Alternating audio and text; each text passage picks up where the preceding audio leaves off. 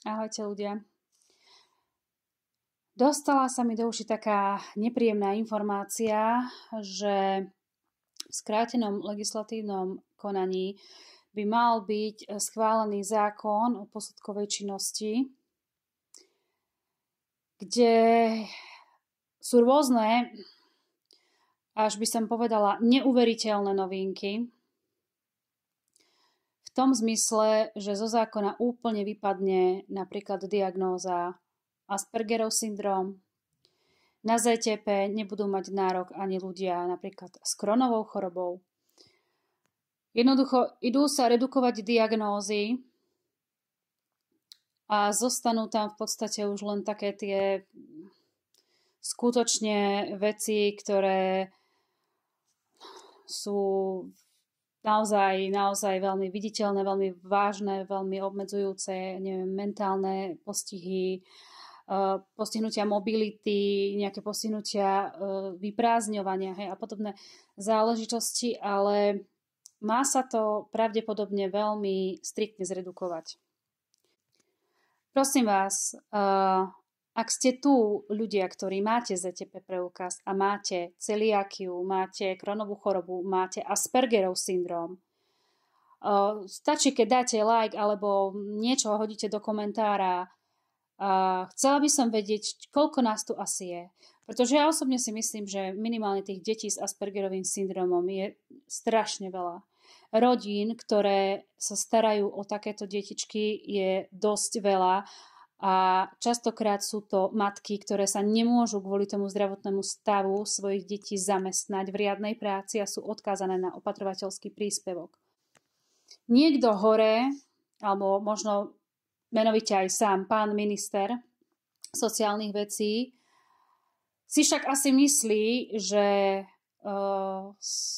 deti, ktoré majú Aspergerov syndrom, nepotrebujú pomoc štátu, nepotrebujú nikoho pomoc, sú absolútne sebestačné a absolútne netreba nejakým spôsobom uľahčiť socializáciu.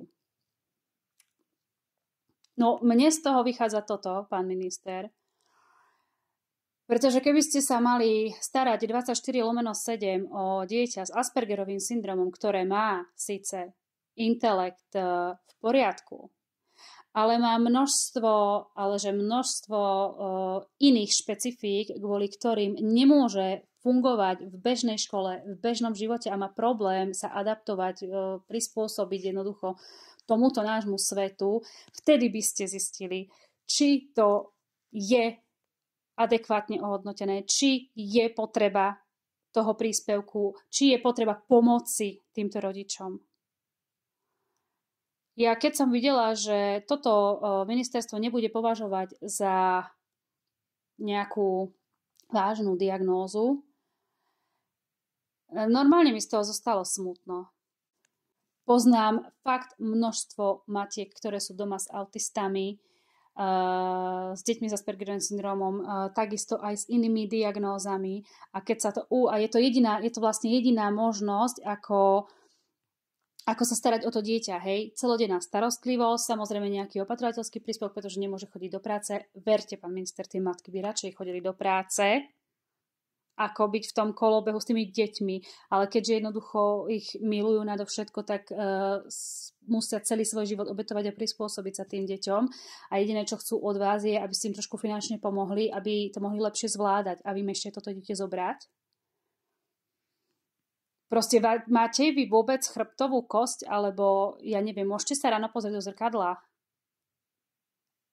Jednoducho zrušiť jedinú pomoc od štátu alebo dlh Slovenskej republiky skúsiť splatiť na úkor najzraniteľnejších. Tak toto skutočne ja nemám slov proste. Niektorí jedinci dostanú štát do katastrofálneho stavu svojím nejakým zmýšľaním, svojimi nejakými záležitosťami. Zvykli sme si, že na to doplácajú ľudia, zvyšovanie daní, poplatkov a ja neviem čoho všetkého. Ale deti a rodiny so znevýhodnením zdravotným na tomto šetriť, im zobrať aj to posledné, aj tie posledné, jednoducho nejaké pomocné ruky, alebo ako to mám nazvať, im chcete zobrať? Ste vy tam hore normálni?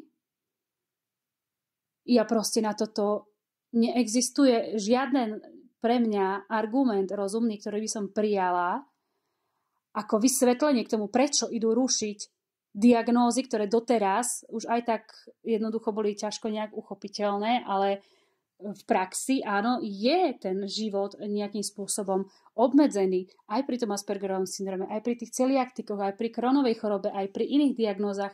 Vždy, keď je nejaké zdravotné znevýhodnenie, prináša so sebou určitý diskomfort a nejaký problém sa zaradiť tak, ako človek, ktorý je zdravý. Tí ľudia by radšej boli zdraví a nemali žiadne špecifika, žiadne problémy. Hej, lebo by to bolo v tomto svete, systéme a hlavne v tejto našej krajine jednoduchšie, keby neboli iní. Ale jednoducho sa tak narodili, nikto si nevyberie, ako sa narodí.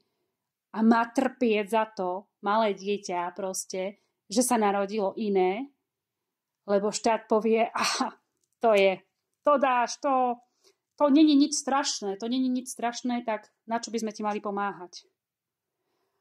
Ako je mi z toho nagrcanie, ľudia, fakt, je mi z toho nagrcanie, musím sa k tomu vyjadriť, lebo fakt mi je z toho zlé.